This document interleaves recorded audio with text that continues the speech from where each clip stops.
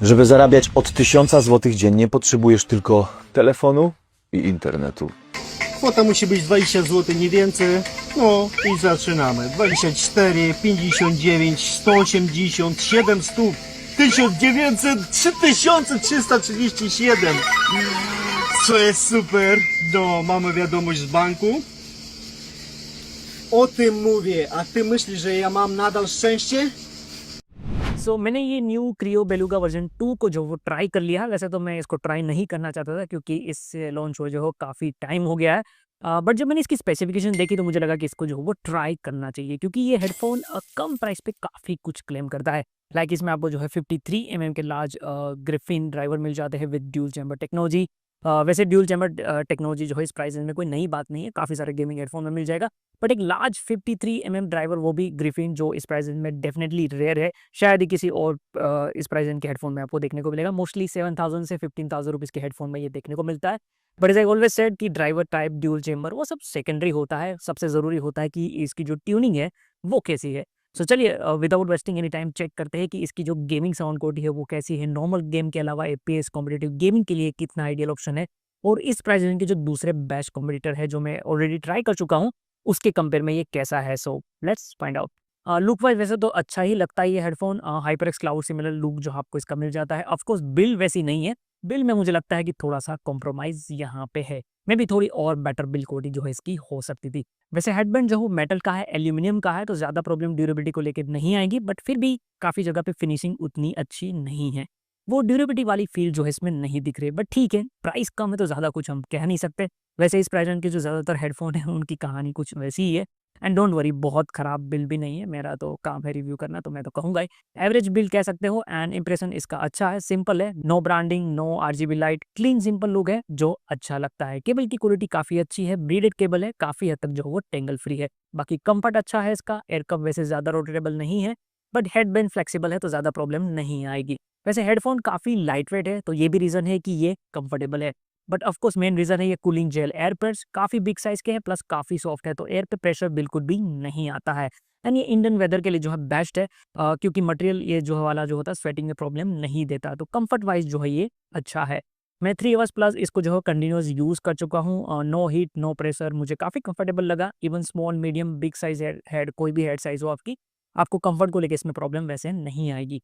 वैसे मैं अभी जो है बताना भूल जाता कि इसके जो ये big size cooling gel pad है उसके 2 बेनिफिट इस हेडफ़ोन को जो वो मिलते हैं। पहला तो एक तो नॉइज़ आइसोलेशन काफ़ी अच्छा हो गया है इस हेडफ़ोन का।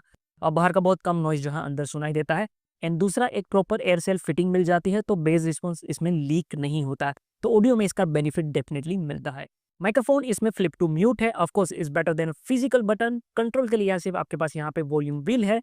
अगर माइक्रोफ़ोन की क्वालिटी की हम बात करें तो अभी मैं ये ऑडियो जो है इसके माइक्रोफोन से ही जो रिकॉर्ड कर रहा हूँ। वॉइस तो नेचुरल एंड क्लियर जो है ये कैच करता है, उसमें कोई भी प्रॉब्लम नहीं है।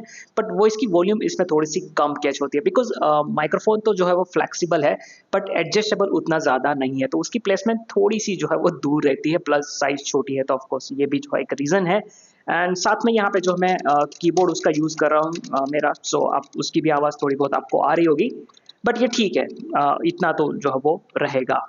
तो ओवरऑल माइक्रोफोन बहुत अच्छा है, इसमें नहीं कह सकता। डेफिनेटली इस प्राइस रेंज में हाइपर एक्स रेजर के हेडफोन्स है, उसमें डेफिनेटली इससे थोड़ा सा बेटर माइक मिलता है। बट अगेन ये क्वालिटी भी जो है वो एक्सेप्टेबल है। इन गेम या फिर डिस्कॉर्ड में यूज़ किया है मैंने, एंड टीममेट को कोई प्रॉब्लम जो है आपको सुनने में नहीं आती है। Now let's talk about the sound quality. So मैंने इसको PUBG, PC, CSGO and mobile में बीजीएमआई में जो है इसको टेस्ट किया है। इसके अलावा ऑफकोर्स मैंने मूवी एंड म्यूजिक में भी जो है इसको टेस्ट किया है। एंड साथ में मैं इसको जो है अपने खुद के सॉफ्टवेयर गीकमैन ऑडियो लैब पे जो है इसको टेस्ट कर चुका हूँ, जिसमें 30 plus different headphone IEM earbud testing steps होते हैं। गेमिंग के अलावा कॉम्पिटिटिव गेमिंग के लिए डेडिकेटेड टेस्ट है, प्रीसेट इक्वलाइजर ट्यूनिंग मोड भी है।